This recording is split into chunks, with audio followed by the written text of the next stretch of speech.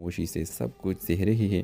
Viewers, کہانی میں نیا موڑ تب آتا ہے جب مہرین اپنی بہن کے ساتھ بازار جاتی ہے اور وہاں اچانک پھر سے رضا سے سامنا ہو جاتا ہے۔ اس بار بھی تلخی جنم لیتی ہے، لیکن ساتھ ہی رضا کے ساتھ ہوتا ہے کہ وہ مہرین کے بارے میں غیر ضروری طور پر زیادہ سوچنے لگا ہے۔ وہ خود کو سخت اور لاپرواہ ظاہر کرتا ہے، لیکن اس کی نظروں میں واضح طور پر کچھ بدل۔ اس کے آخر میں عریشہ رضا کے والدین سے کہتی ہے کہ وہ جلد از جلد شادی کی تاریخ طے کر دے تاکہ کوئی اور ان کے درمیان نہ آ سکے۔ ورز یہ کس جذبات کشمکش سے بھرپور تھی۔ رضا اور مہرین بار بار کی ملاقات ایک دلچسپ تعلق کا آغاز کر رہی ہے، جبکہ عریشہ اور شایان کے کردار کہانی میں مزید تناؤ پیدا کر رہے ہیں۔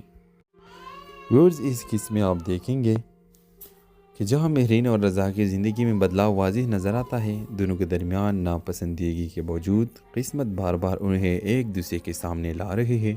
مہرین گھر واپس آ کر پریشان ہو جاتی ہے، اسے سمجھ نہیں آ رہا کہ کیوں رضا کی باتیں اور رویہ اس کے دل و دماغ پر اثر ڈال رہا ہے۔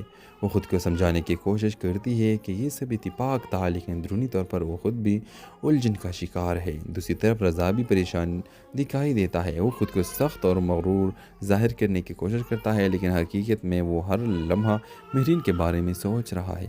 اس کے اندر ایک عجیب بے چینی پیدا ہو چکی ہے جسے وہ سمجھنے سے قاصر ہے۔ عریشہ، جو پہلے ہی رضا پر نظر رکھے ہوئے ہے، اب مزید چوکنا ہو گئی ہے۔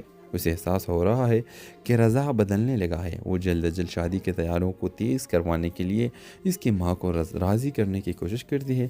رضا کی ماں کو بھی لگنے لگا ہے کہ شاید ان کا بیٹا کسی اور کی طرف مائل ہو رہا ہے، جس پر وہ پریشان ہو جاتی ہے۔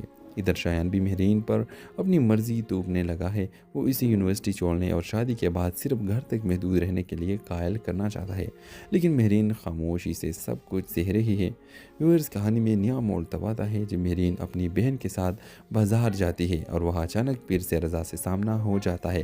اس بار بھی تلخی جنم لیتی ہے، لیکن ساتھ ہی رضا کے ساتھ ہوتا ہے کہ وہ مہرین کے بارے میں غیر ضروری طور پر زیادہ سوچنے لگا ہے۔ وہ خود کو سخت اور لاپرواہ ظاہر